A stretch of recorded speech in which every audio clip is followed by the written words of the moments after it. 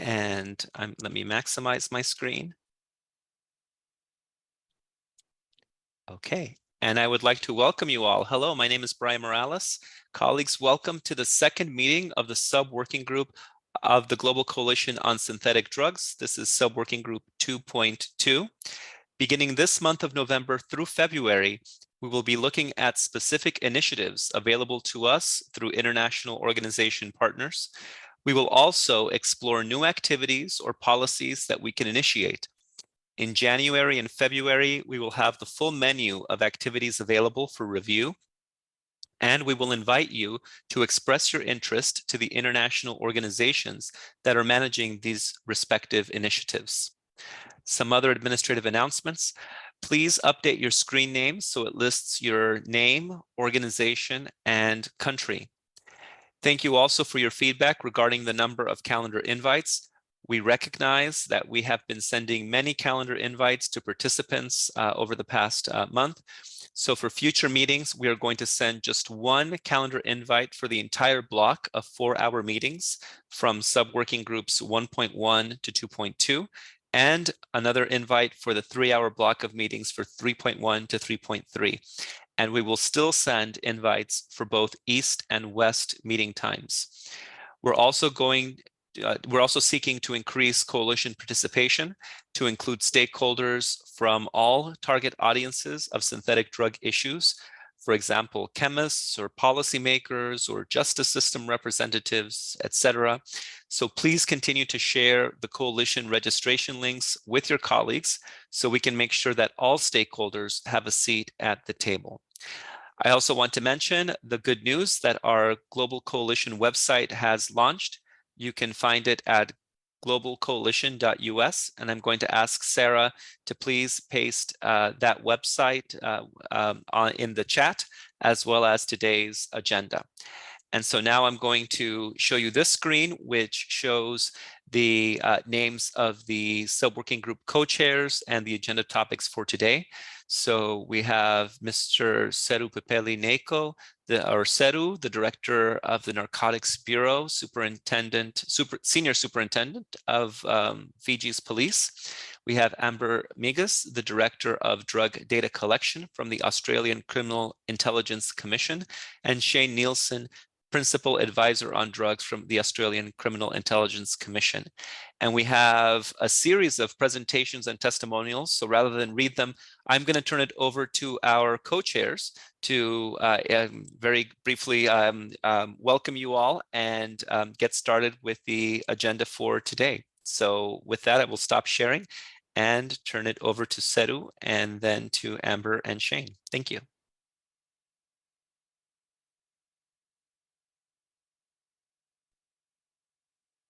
I should ask if Seru is on. Perhaps he's not on, and then we can turn it over to Amber and Shane. And Seru is online, but I'm not getting any audio from Seru. Seru, can you please try to unmute? And I see that you actually unmuted. Can you try to talk to us, please? Seru.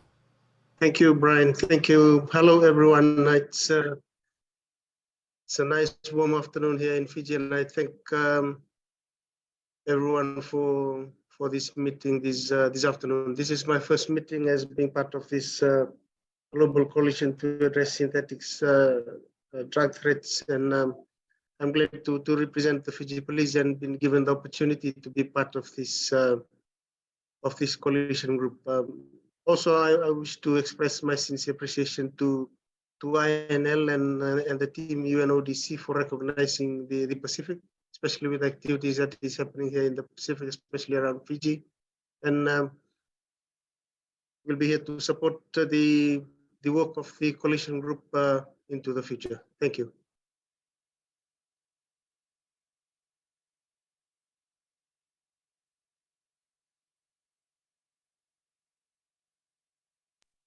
Thank you. Amber and Shane. You're on mute, I see.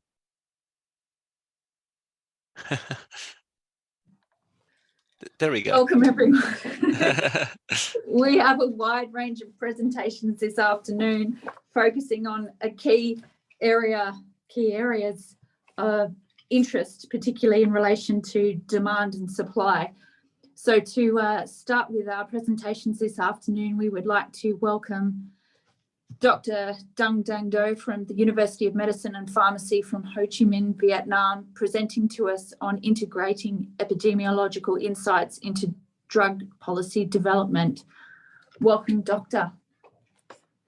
And thank you very much, Dr. Sen, for introducing me.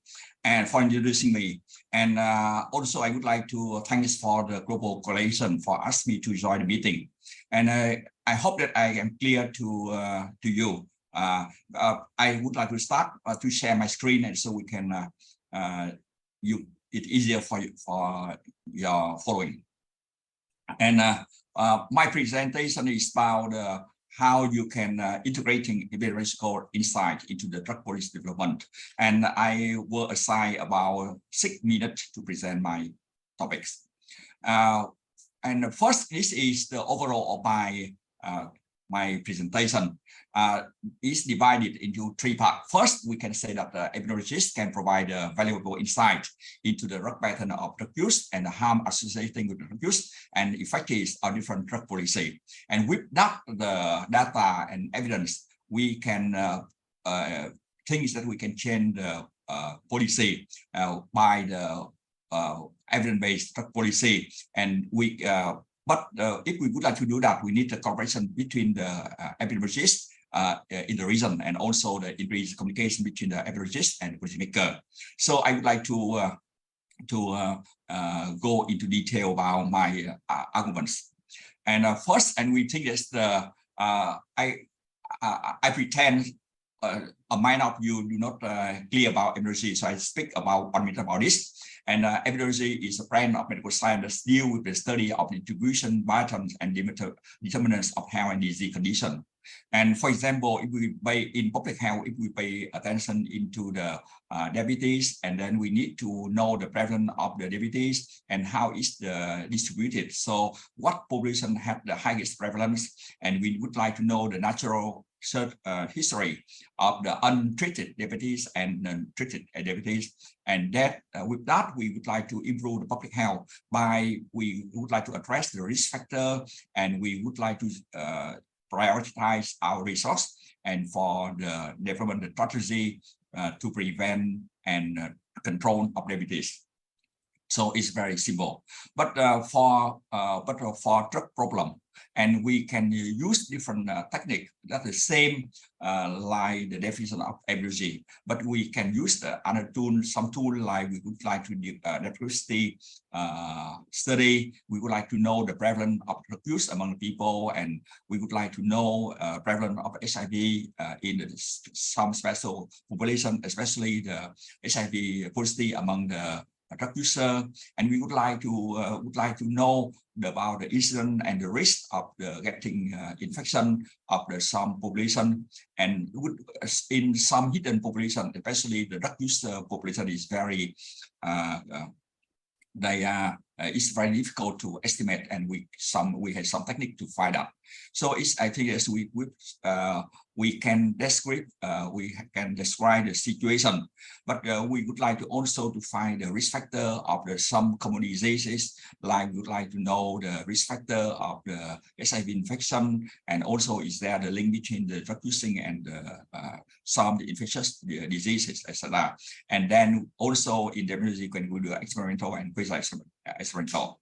So we know that the epidemiology is very important, and we can have a lot of examples of the epidemiological data can provide insight to the policymaker, and so we can have a better policy. For example, in Vietnam, I think it's other countries, we had the methadone maintenance therapy, and so the epidemiology together with other healthcare people and other professionals, we provide a lot of the data so that the MMT can reduce the heroin use and can reduce the overdose death and criminal activities among the individual with the opioid dependence. And with that dependence, and we can have the widespread adoption of MMT also in Vietnam, and we can use it, and it is also so it can replicate the result of the MMT approach of other countries in Vietnam. So it's very successful. And also epidemiologists can provide the evidence that the harm reduction can effectively reduce the overdose death, improve the health outcome, and decrease the burden of the criminal justice system. But these do not foster or encourage people using more drugs. And then, therefore, is the instrumental in the fighting in violating harm reduction strategy for illicit drug and for heroin-assisted treatment with MMT program with the sector society and the drug discrimination. So that is in the past, but now we would like to show some example more in recent time and more practical in Vietnam. And so, for example, in the future, and just we can identify with the epidemiological study, we can identify the need for the new treatment program. For example, it may be were very clear in our countries, but in Vietnam, just recently, about 5 years ago, and some people they do not recognize the increasing using of the methamphetamine and other the AIDS among the men having sex with men and the transgender women. But after we doing the survey or the chemsec in the MSM and also transgender women, we find very high prevalence of people they use the drug, and especially the methamphetamine, and then therefore we can identify the emerging drug trend. And I think that's we can continue, and we still need identify the new drug monitoring, and also we can develop the intervention to reduce the threat of HIV/AIDS among drug users. And it is clear that some epidemiologists in Vietnam, we join with the other program to show that harm reduction is very useful. But recently, we in the COVID-19 epidemic in Vietnam, and because of the social distancing and policy of the government, and we think that policy is very good, but the people who are using MMT treatment, and they cannot, because of the social distancing, they cannot go to the clinic every day. And then therefore we lobby with the healthcare authority of Ho Chi Minh City, that my province, our province, to convince them that can give the drug of the patient, MMT patient having the take-home dose of methadone, and we use the data to show it is safe, is the high, is the not increase the overdose of using, and also improving the adherence of the MMT treatment. And after that, and several provinces, they follow our policy, and they can continue that intervention. And also we can in the future, and also we will also monitor the effectiveness of drug policy.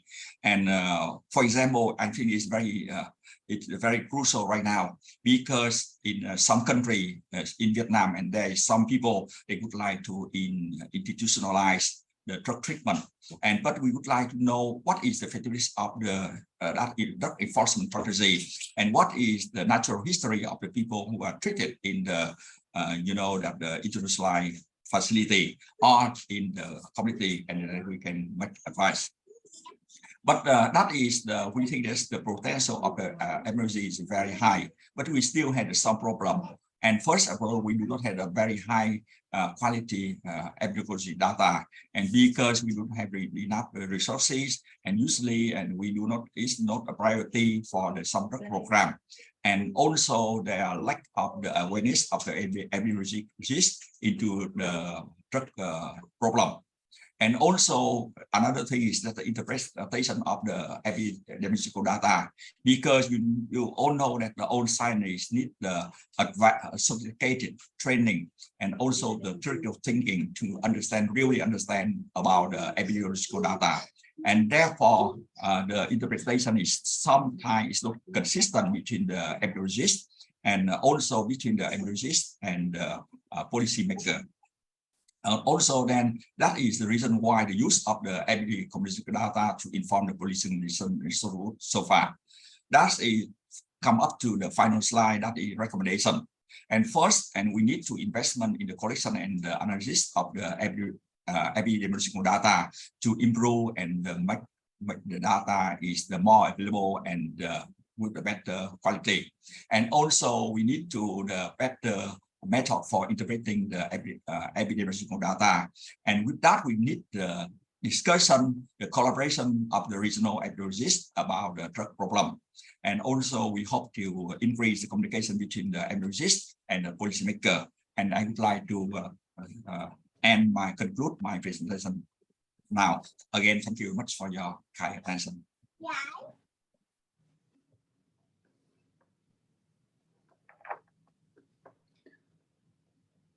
Thank you, Dr. Dung, for that very interesting presentation. Well, now we'll keep questions till the end of the presentations, but what we'll do now is we'll call on Ms. Sritrakoo Waeladee, the Director of Foreign Affairs Bureau at the Office of Narcotics Control Board, to present to us around a program to develop and strengthen national observatories. Thank you very much. Can you all hear me well? Good afternoon. Yes. And thank you very much for having me to the floor. So today is our pleasure and also honor to present the success or the good practice of ASEAN country altogether to have the technical evidence. Okay, first slide, please.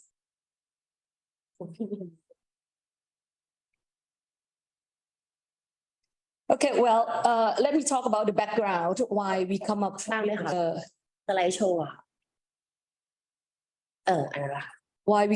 with these technical evidence initiatives. As we all know that the Golden Triangle remains one of the main drug manufacturing in this world, and illicit drugs produced from there, from heroin to various kinds of synthetic drugs, has been trafficked to the countries nearby, a large number through Thailand to outside, undermining peace and security of humankind of all nations. Slideต่อไปเลยค่ะ.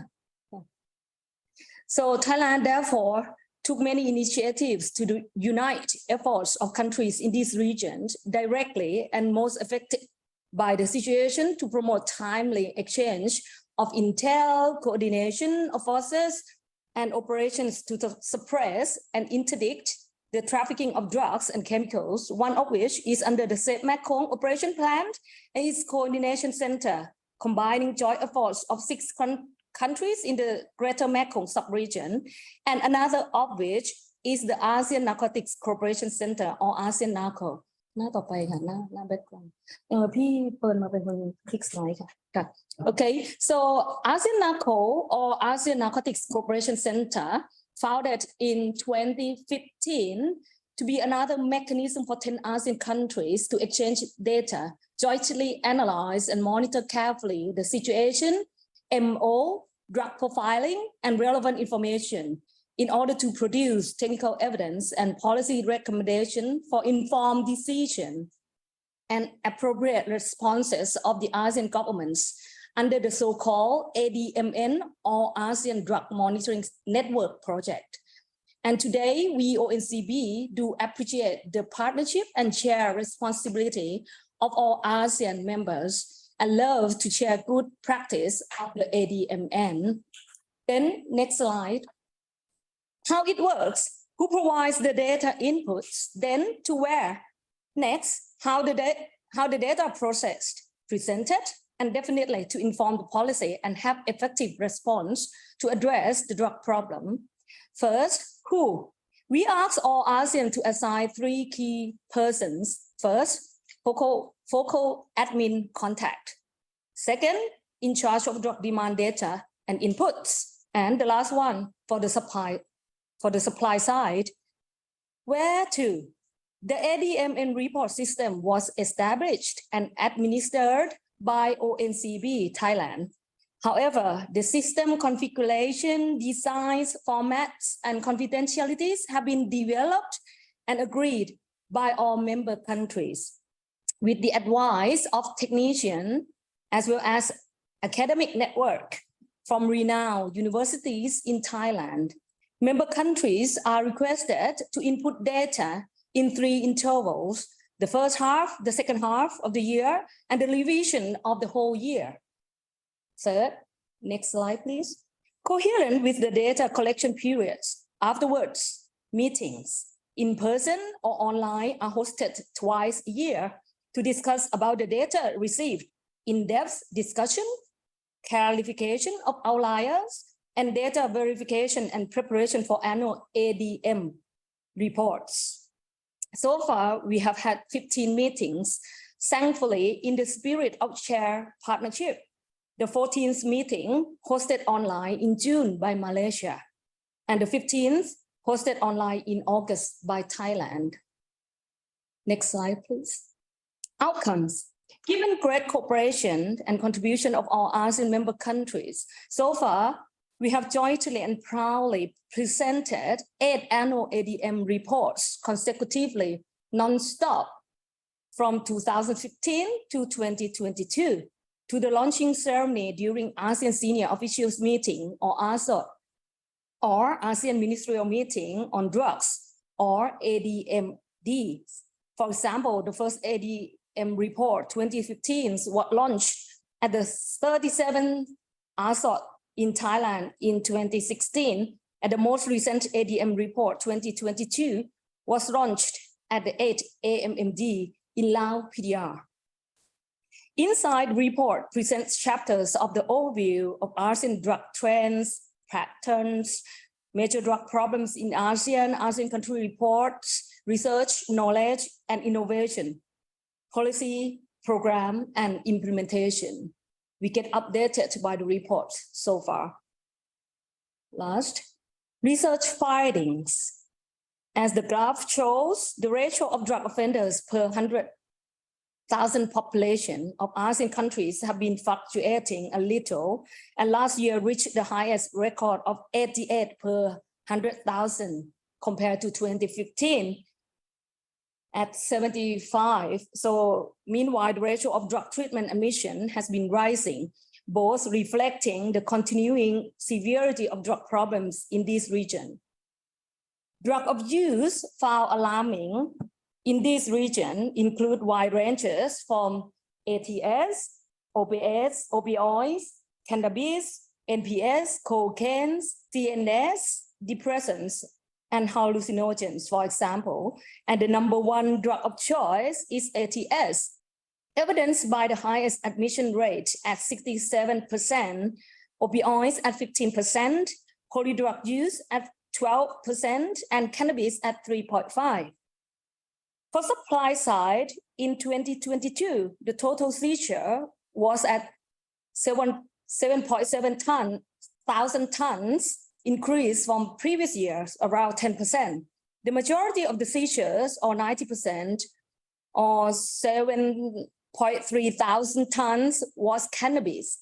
Only 230 tons was NPS and 151 tons of ATS. Compared to the previous year, cannabis seizure increased around 19%, and alarmingly cocaine increased almost 200%, while opioid and NPS decreased almost 50%, and ATS also reduced around 10%. The research findings can be useful for both to guide and inform policy, effective to address the issues more cost effectively for the taxpayer and also sustainably. So in my conclusion, the key success for our cooperation is the contribution from all ASEAN countries and the shared partnership from them. We cannot come this far without their help. Thank you very much. Thank you for an update on this critical collaboration and summary of trends. We'd like now to welcome Ms. Sirima Supalaksana, on Foreign Relations Officer on the senior professional level for Foreign Affairs Bureau Officer of the Narcotics Control Board, to present to us now.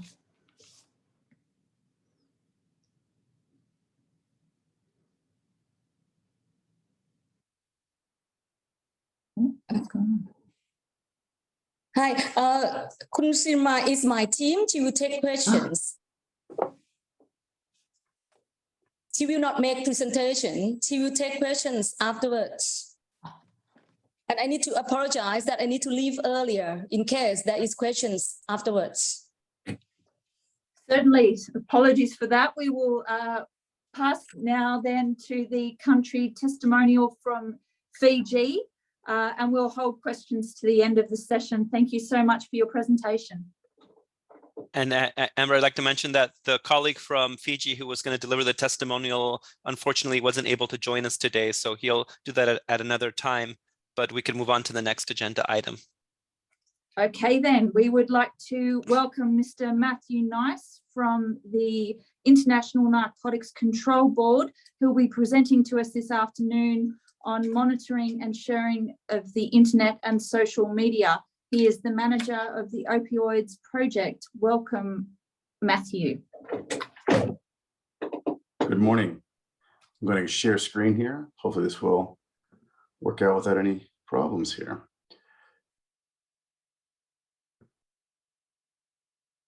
Let me know if you can see the screen. We can see a screen. Great, thank you very much.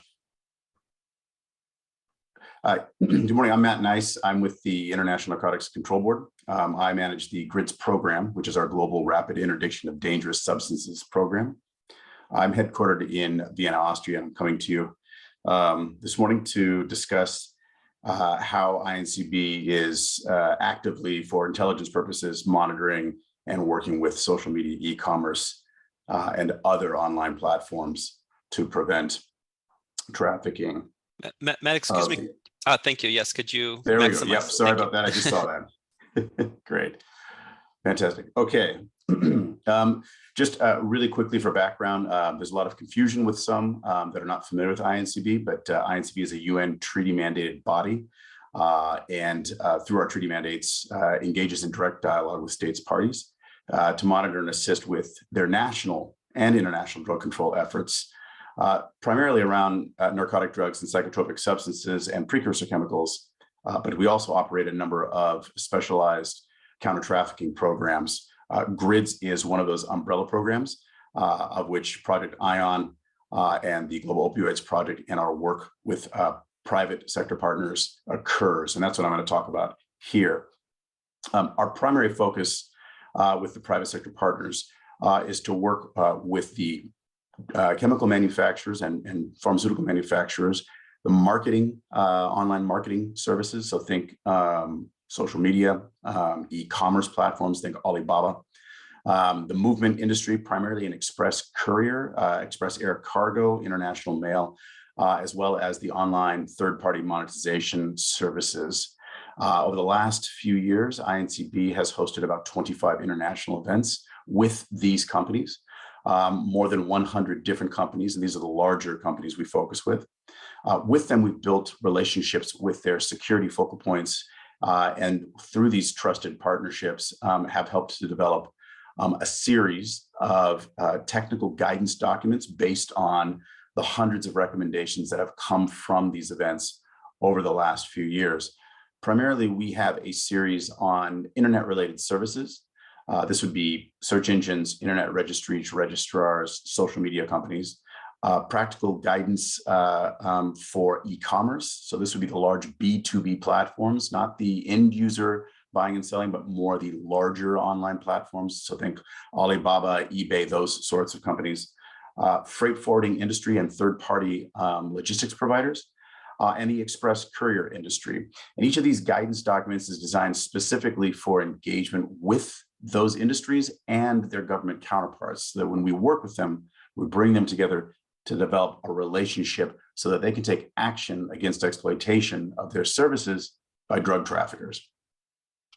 Now, one way we do this is through the utilization of a tool we call Snoop, which is our scanning of novel opioids on online platforms.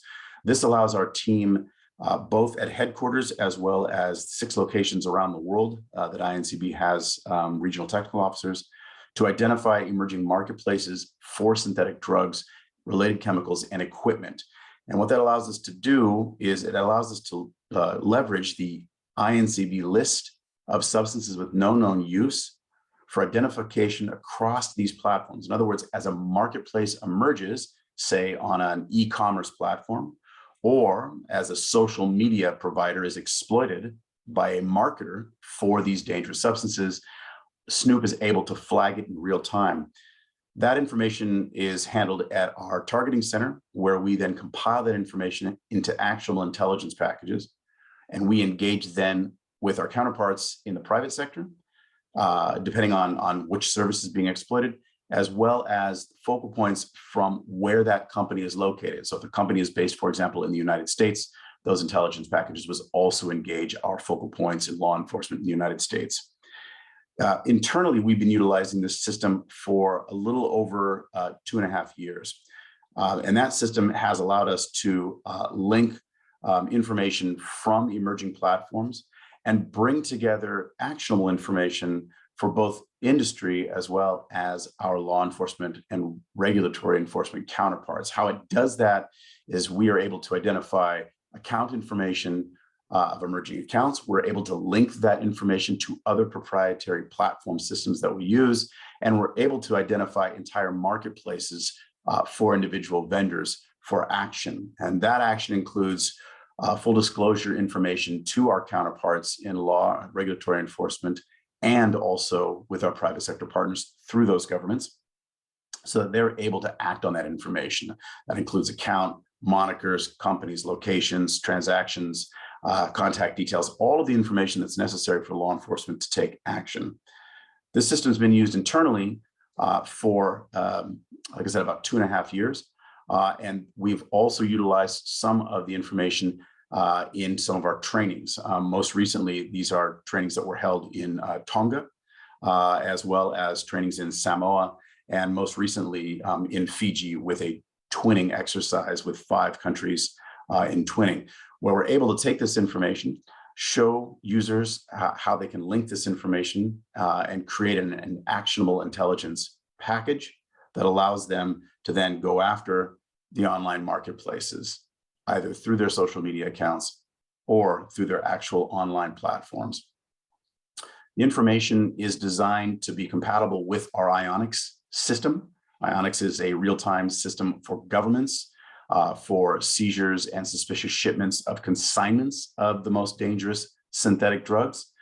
That system is augmented with Snoop, which does a similar purpose in terms of being able to identify, again, suspicious consignments, suspicious online marketplaces, and vendors of the deadliest synthetic drugs. And it allows us to integrate and scale between these two systems so that a seizure that might be communicated in IONIX could link potentially to the online platform from where that actual purchase may have occurred, as well as link all of the information across these two platforms that is actionable at an intelligence level and in real time. We link those systems, their interoperability. We design them in a way that allows users that get trained in one to be familiar with the other systems. Snoop currently is not available outside of INCB yet, but that is something that we're looking to be able to do. And then, of course, we would augment that proprietary system the way we do already with IONIX, where we would integrate that with our dedicated field officers around the world, as well as provide national capacity building for frontline officers, including safe handling for intelligence purposes in beyond the 6 UN languages. So we offer many languages for these training through our regional technical officers beyond just the 6 UN languages. We also augment that with a number of other dedicated systems as well as resources, so that we don't just come in and do a training and leave, but we actually have officers located in the regions where these trainings occur. They are 100% dedicated to synthetic drug counter trafficking work. And they also provide a series of reference materials across the board, not only on how to utilize these systems, but how that integrates with awareness of new psychoactive substances, chemicals which are used in the illicit manufacture, and of course, key equipment, all of which we provide in a linked training capacity for long-term sustainability. The SNOOP discussion that we've been having with counterparts, both in this meeting, hopefully, and the previous meeting, has been looking to see where SNOOP and that particular system can be expanded and leveraged for greater use beyond just the targeting center that we have at INCB Secretariat headquarters in Vienna. The tool currently is effective in bringing thousands of marketplaces offline. We have more than 4,000 marketplaces that we have identified and tagged that have been actioned then by our private sector partners to dismantle. That information also goes to the law enforcement authorities, so additional information can be brought to bear. This is based on INCB's tools, such as our dangerous substances with known illegitimate uses. It allows us to technically target across various INCB proprietary systems. And of course, we look to the ability of being able to not only target cross-platform between these different industry segments, but also look to scale this up for all synthetics and related chemicals, and then also link it to existing systems like ionics, but also some emerging new technology tools such as Ping and GTA, which we've already identified and developed in-house and are currently using for law enforcement efforts around the world. So with that, I'll leave it there. I think you all have my contact details, and I'm going to go ahead and stop sharing screen, and I can take questions at the end. Thank you.